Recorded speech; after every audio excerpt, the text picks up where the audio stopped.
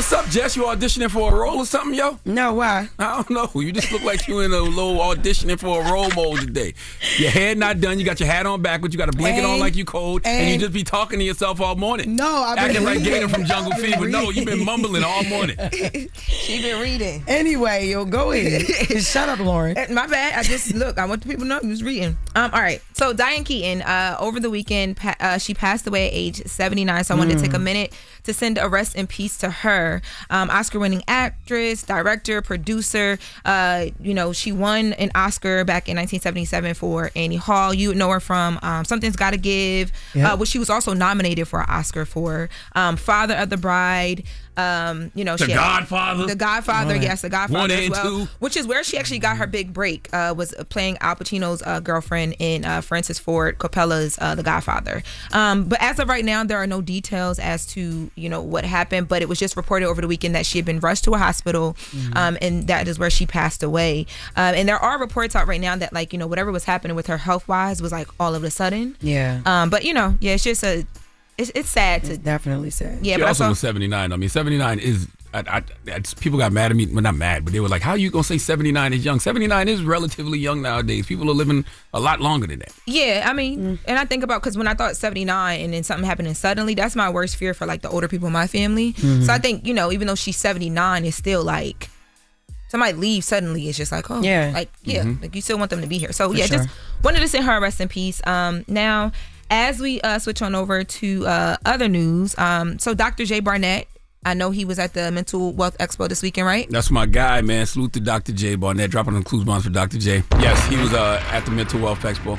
Yes. And he's got a podcast on the Black Effect Podcast Network called Just Heal. Yes. Well, speaking of just healing, Kirk Franklin, Dr. J. Barnett, Ray J, and NLE Chopper, and Jonathan Majors had a really great conversation on Den of Kings, which is Kirk Franklin's show that he does on his YouTube channel. I like that combo. Oh, my God. Yeah. Let me tell you, the dynamic that Kirk Franklin brings together on this show, it's amazing because it's people that are in the spotlight for different reasons that you would never think to put their stories together, but when they come together, the conversation is so powerful. So they had a conversation about vulnerability and being vulnerable in your relationship, but also about hurting yourself and black men and suicide and getting through that. Dr. J. Barnett has shared his story. So 2-time suicide survivor. 2-time suicide survivor, yes. But him opening up about what he survived made Jonathan Majors open up about a suicide attempt. Let's take a listen to Jonathan Majors, number 1 on Den of Kings. Has everyone at the table ever had that space outside of Doc and NLE? Have you ever been to that space where you ever thought about suicide as black men? Yeah, absolutely. I was on suicide watch. I'm recently married, but there were times when me and my girlfriend, me and my fiance, and now me and my wife, there were times when we never spoke about it, but she never left me alone, and I never let myself be alone because we had spoken about that, and I put it to her very straight. I just don't want it. You talk about life, I just don't want. What brought you to that place? Isolation, right? Ostracism, humiliation, abandonment. I've learned that those things and having an event happen to you and getting arrested or, losing a job or you think that's the thing that gets you. And drug overdose? Yep. Wow. Damn. Yeah, and that was actually the first time that I ever heard Jonathan Majors speak about that. But again, the space is it's curated so well that they get very comfortable there. Right. So now you also don't know what people be carrying because the reality 100%. Is folks don't be caring. Yeah. You know what I mean? All they care about is the tea. Mm-hmm. All they care about is the latest headline, but you don't know what's behind that. Yeah, very much so. Especially because everything that he was dealing with publicly, I think at that time he couldn't open up about what he was going through because people didn't want to hear it. Now let's take a listen to Dr. J on his his suicide attempt, and how he got through that. And every time something would happen, I was always cut, and it was funny because not funny, but my sister saying I always wondered what was the marks on your arms when we would come see you in college, because to understand self-harm is that I was allowing myself to cause physical pain to numb the pain that I was dealing with on the inside. And then my second suicide attempt was a drug overdose. That was several years later, which after surviving miraculously, which is how I got into going to therapy, because I stood at the altar a bunch of Sundays, Kirk, and I got prayer, and sometimes deliverance works in an instant, but true healing takes place through the journey of understanding why was I cutting? What was the pain connected to? Understanding it. Yeah, and the conversation that they had about, just being, because, Dr. J came up in the church. Kev on Stage was also there, came up in the church, I too. love Kev on Stage. Yeah, so they were having a very vulnerable conversation about that and just, how you question God sometimes when people tell you you're not supposed to. There was also a moment, too, where Ray J and NLE Choppa kind of had like a back and forth because Ray J felt like NLE Choppa wasn't taking in everything that was being said there. Ray J was on there? Yeah, Ray J was there as well, too. Let's take a listen to Ray J.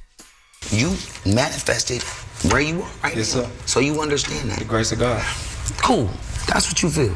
That's what I know. Got it. Do you feel like you're at that experience level to where you can tell these and give these some advice? Do I? Like, really?